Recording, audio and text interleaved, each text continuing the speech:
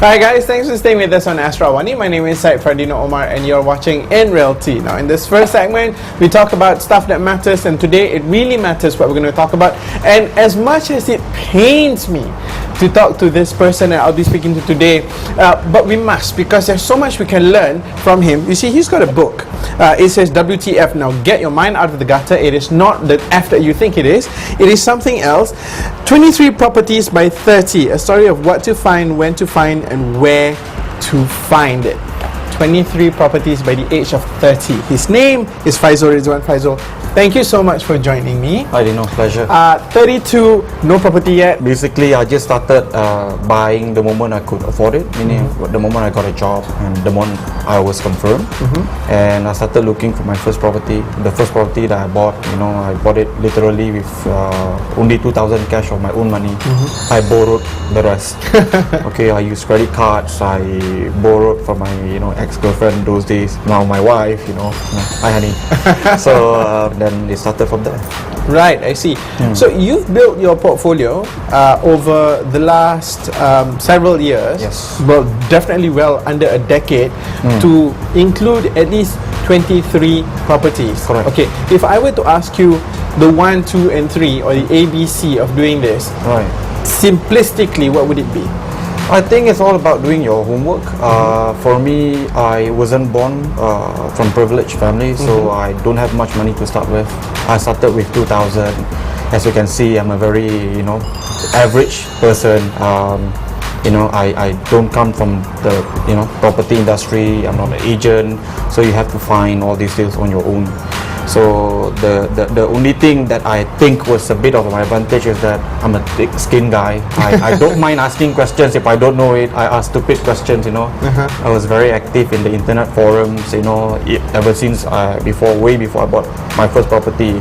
So I was talking to 40-year-old guys who have bought 5 properties. So these guys are like my mentors, So they taught me a lot, helped me, guide me along the way in terms of avoiding, crucial mistakes in making property investing. And thank God, it has worked well for me. We're going to go to that crucial mistakes bit because that sounds very interesting. But just so that my friends out there, the audience, can cringe even more, you're not born of privilege. Yes.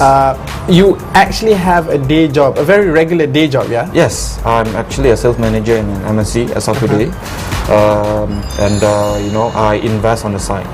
You invest on the side, yeah? So what I do is that every day after work, I spend 2 or 3 hours doing research on property, and weekends, what we normally do those days is that we go look at properties. Yeah.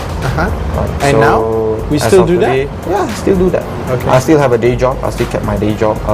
I think it's very important because otherwise it'll be very boring.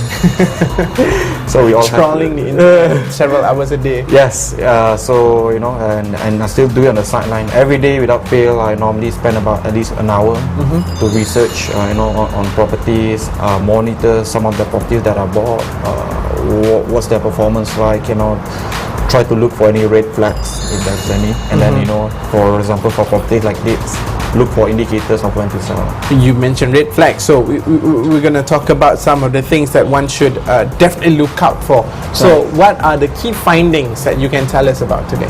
I think it's very important property investing is a very, very passive investment.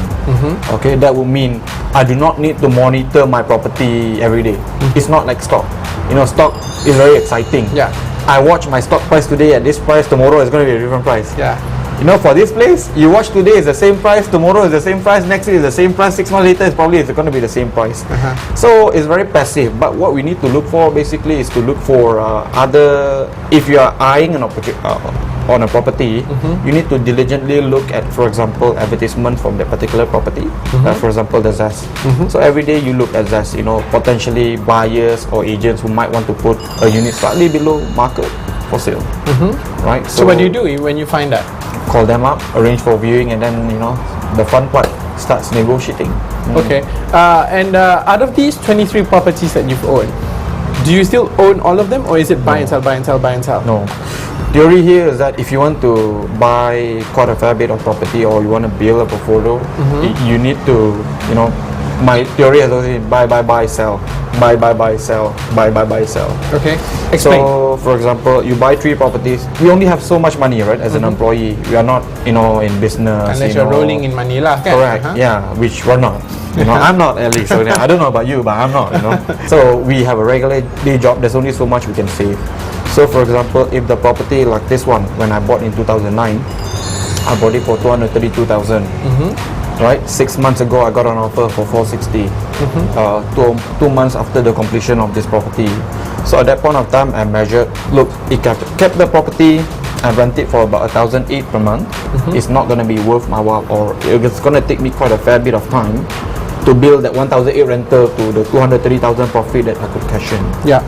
So what I did, I cashed in because numbers wise it looks reasonable for me to let go the property, and I bought something else. Yeah, so I bought 3 other properties, thanks to the proceeds that I got from this. So right, I see. That's how you kept playing the game. So it's sort of actually, come to think of it, it's sort of like the stock market lah. Where it might not fluctuate on a daily basis, but you have to keep an eye on it and see if there are any good offers, and then you decide on whether to hold on and continue investing via rental or to sell at a profit. To me, the game plan is very important. In my book, I made it very clear that people should have their own investment game plan. And we are talking about game plan, we're not looking at about 1 year, 2 years, no. We're looking at about minimum 10 to 30 years. That should be one's game plan, right? So for me, my game plan when I started investing is that is a very naive, simple one. I just want to make 8,000 from net rental income, so that I can Per month. 8,000 per month. Okay. Per month. So that I can, have the option of, firing my employers any given point of time. If, for example, if the working situation doesn't Firing your employers. Yeah, so instead of they fire me, I fire them. So that was the dream, right? So the whole idea is to accumulate good cash flow properties to basically support the dream, right? So right now, my portfolio, there's 2 sides of it. One is I keep for rent. The other one is I buy to sell if a favorable offer comes in. This is part of the buy to sell portfolio. So how do you place a property in which portfolio? It depends on the rental income. Let's say, for example, they are properties that are bought for 150,000, right? You pay monthly installment to the bank of about 800, right? Plus maintenance 900, but I'm renting it at about 2,000 per month. Okay. Right? Then definitely rent. I'm keeping it. Yeah. I'm keeping that forever. You know? Okay. So because 1,000 pays for the house itself, and the other 1,000 is profit. Precisely. Okay. Like for example, for this one, I bought for 230,000. Right? If I rent it out, I pay to the bank roughly about 1,001. Maintenance is about another 200, so 1,003. If I could rent it out, this place, I can probably get about 1,008. So there's only 500 there versus 230,000 immediate money. Right. Okay. Right. So that's sizable. I see. Okay. Well, I'm sure there are a lot of people who are interested in investing, but not perhaps to get up to 23, which is a large number, especially for someone so young like you. But most of the time, the hurdle is the capital itself. Right. And here you have 2,000 ringgit in seed capital into multi-million ringgit property portfolio in 5 years. Yes. Okay. It's the capital. Right. How do we go about that? Actually, the great thing about property investing is that there's a lot of ways for people to actually buy property using as little money as possible. If you are talking about 2,000, I think everybody has 2,000, right? The key here is to buy a property that can allow you to own that property for only 2,000, right? That would mean the deal itself. So it's going back to doing a lot of research,